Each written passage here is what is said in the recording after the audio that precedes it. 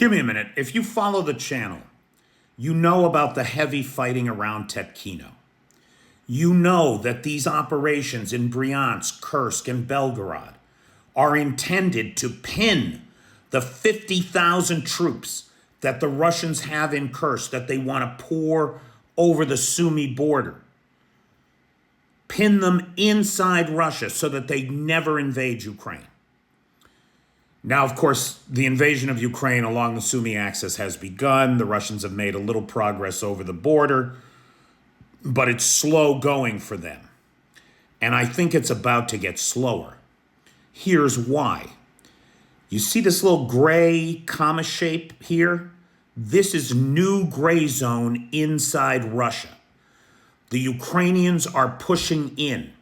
This right here is the village of Tetkino. The Ukrainians have held all the land on the right bank of the river for 10 months today.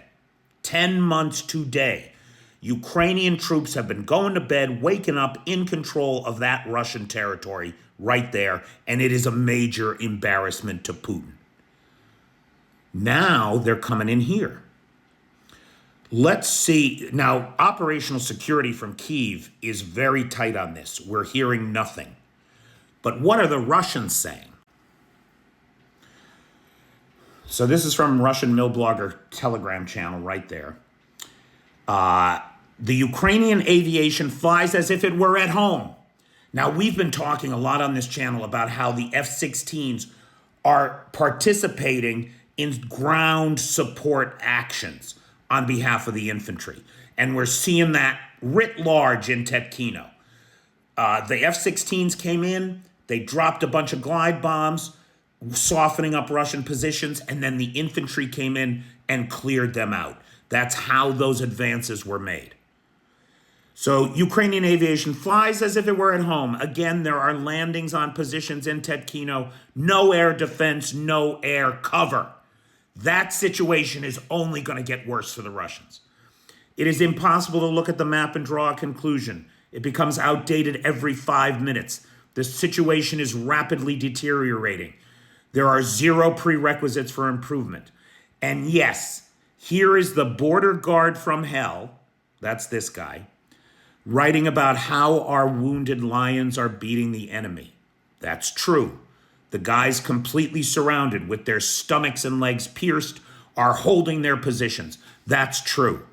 But that's the tragedy. They shouldn't have found themselves in such a situation. It shouldn't have reached the point of heroism. Heroes need to be pulled out, not abandoned, saved, not written later that they had held out until the end. The heroism of a soldier is a fuck up to you-know-who. Right? Looks like morale is pretty shitty in the Russian army. Now, dig it, that's not the only one. The North Channel, another pro-Kremlin, pro-Putin, far-right military channel. A local mess has begun in Tetkino. It seemed that everything would work out, that perhaps the right decisions would be made, but no. Tetkino is practically surrounded.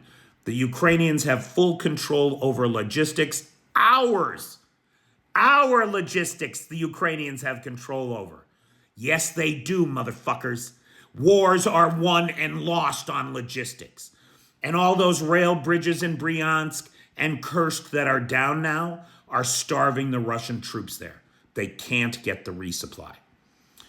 The Ukrainians have full control over logistics hours, and these are mainly paratroopers of the 56th Airborne Regiment.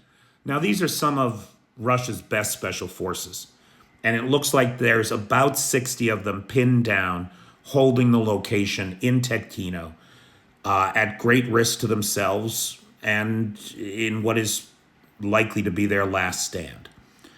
They won't give permission to leave. It is impossible to approach the fighters either on a motorcycle or a bicycle. Attempts to send reinforcements with ammunition and provisions on foot, but that means 2 or 3 people die before they ever reach them. Now, this is what the Ukrainians are doing. They're hitting the Russian reserves, forcing them to back off from the front. stretching the logistics lines even thinner. Additionally, they're creating this problem in Tetkino, forcing the Russians to move reserves in there, but their Ukrainians are picking them off before they get there.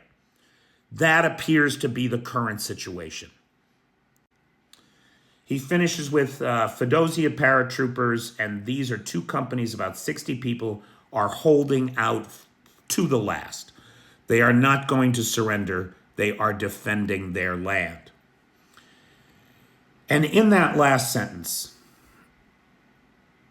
is a paradox of human brain failures and failures of logic.